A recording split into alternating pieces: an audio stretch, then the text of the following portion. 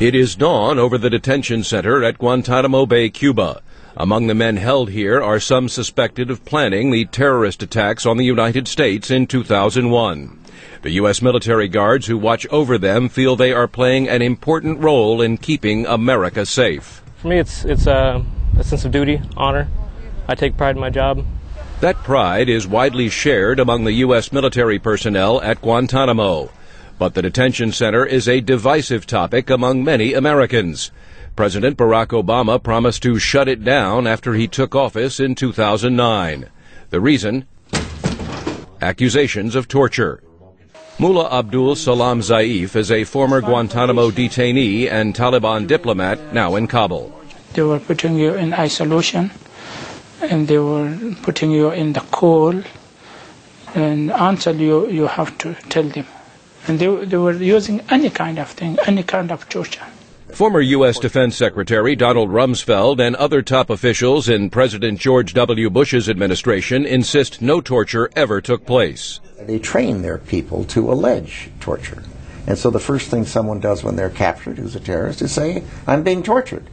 And the press carries it just routinely, even though it's false. And the Navy officer in charge of Guantanamo, Rear Admiral Jeffrey Harbison, says detainees are not mistreated. We maintain the highest standards of conduct with our guards, and so we hold ourselves up as a model of professionalism, for detention operations. For example, detainees get 3 meals a day from 6 different menus, 24-hour medical care, access to books, movies, and religious materials.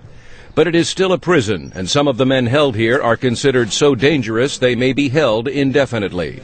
There is one prison here at Guantanamo Bay that is so protected, its very location is top secret. It is called Camp 7, and it is believed to be housing the suspects in the 9/11 terrorist attacks on the United States. Well, I can't talk too much about Camp 7 at all, for national security reasons. Guantanamo gets so much attention because of U.S. national security concerns. It is where military commanders felt that terrorist suspects captured after the 9/11 attacks could be interrogated. Cully Stimson is a former top Defense Department official, now with the Heritage Foundation. We were under immense pressure to capture people who we knew or suspected were part of the 9/11 conspiracy, and then prevent any future attacks. Get open! But the decision to send terrorist suspects to Guantanamo was a bad idea, says Eugene Fidel, a lecturer on military law at Yale University. It caused incalculable damage to this country's reputation around the world. It created a mare's nest of legal issues, and it politicized the administration of justice. Of the nearly 780 detainees brought to Guantanamo, about 600 have been transferred to their home countries or elsewhere. But Congress has blocked efforts to move those remaining in the detention center to the United States for prosecution. And nearly 10 years after the first suspects came here, there appears to be no evidence this controversial facility will close anytime soon.